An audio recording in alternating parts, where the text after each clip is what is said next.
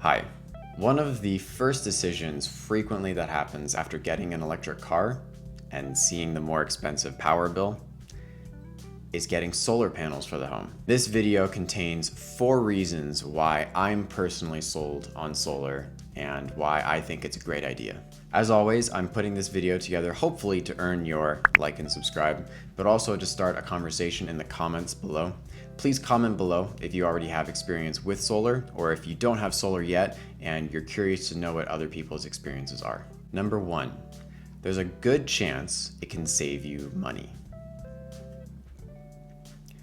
Next time you're looking at your electric bill, you'll notice that you usually aren't being charged just for the electricity you use. Power companies are known to tag on extra charges for various other programs or delivery fees, as you'll frequently see on there, which means that you're charged for the cost that it takes for them to deliver electricity from the large power plant on one side of the city all the way through the power lines, all the way into your home. It costs money to do that and to go through the power grid, as is our huge infrastructure for electricity in the US. And this does cost money. You're being charged for more than just the electricity you're using. The power grid is a very old system. It's been around for years and years, and frequently it needs maintenance and it needs fixing. And electric customers and utility customers are the ones that end up paying for that. And utility customers are often the ones that end up paying for that. Solar panels are much less expensive to run, and they have an added benefit of being something that you get to control. So you get to get them installed on your own roof at home, and they give you electricity, and you don't have to pay for the electricity to be delivered miles and miles all the way to your home. It's right on top of your roof, going right into your home. Because solar is so much newer in terms of technology, and it costs so much less, solar companies still get to make money off of you going solar and taking you away from the utility companies, but you still often get to save a little bit in terms of going with an agreement or a price with that company that's maybe less expensive than what you're already paying. Think of it this way. You are currently in a perpetual lease for your electricity, or a perpetual rent, where you're renting your electricity each month and you're paying for however much you use. Wouldn't it be nice if you had an option to be able to mortgage that electricity instead, just like the difference between renting and buying a home? If you can pay off your home after enough time and own it fully and no more payments on your home, that'd be pretty nice. Why not do the same with your electric bill?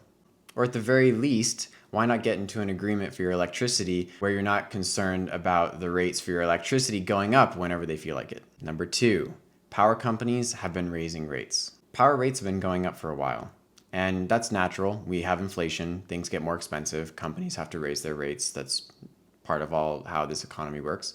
But we recently have gone through quite a lot of economic changes, and we're expecting quite a lot more inflation.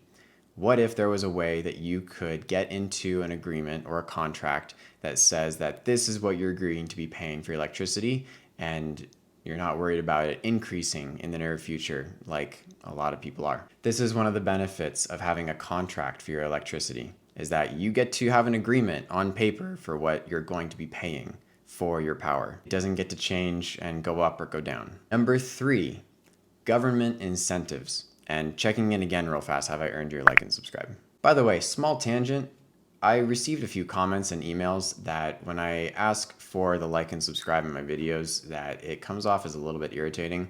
And I wanted to clarify and say that I do this, first of all, for the growth of the channel and to help sustain future of my videos so that I can make more. But also, if it is something that actually isn't the greatest, if you have a suggestion for a different way of mentioning that to remind people if they would care to take a moment and hit the like button or the subscribe button, I'm very open to suggestions, and I certainly welcome a comment below with suggestions or an email. But I do want to be the best that I can be as a video creator, and so I would appreciate that feedback. Right now, there's a federal solar tax credit in the US that's worth 26% of the total system, which means batteries included. You might have seen that Tesla has a very famous Powerwall, a very large wall battery that you can install with your solar panels. The benefit of a Powerwall is that during the day, your panels are pulling in electricity from the sun, and during the night, your backup battery or your Tesla Powerwall turns on and powers your home until the morning comes back and the sun starts shining on your solar panels again. And it's one of the more off-grid options you can go with these days. It's pretty great. Batteries aren't cheap, but the benefit of it is that the entire system, batteries and equipment and solar, gets valued in for whatever that federal solar tax credit is with the 26%. That credit is decreasing at the end of this year, so it's only valid for any other solar systems that are installed before the end of 2022. So if that's something that interests you, I recommend getting on the bandwagon now to learn more about solar, because often solar jobs take a month or two or sometimes longer. It's usually not an immediate process. And some states have extra incentive programs to encourage their residents, hey, you should go solar. It's a great green, sustainable way to get electricity for your home. We're trying to cut back on pollution. Whatever the reason is, your state may have some extra incentives. And I highly recommend looking into what those incentives may be, or send me an email and I can help you look.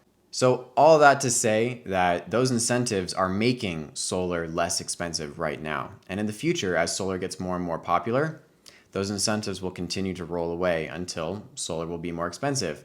Of course, at that point with inflation, it's possible the power companies will be charging a lot more anyways, so you might still be able to get a pretty decent deal on solar in 2 or 3 years, but why not go for it now? Number 4, your roof will be cooler with solar panels.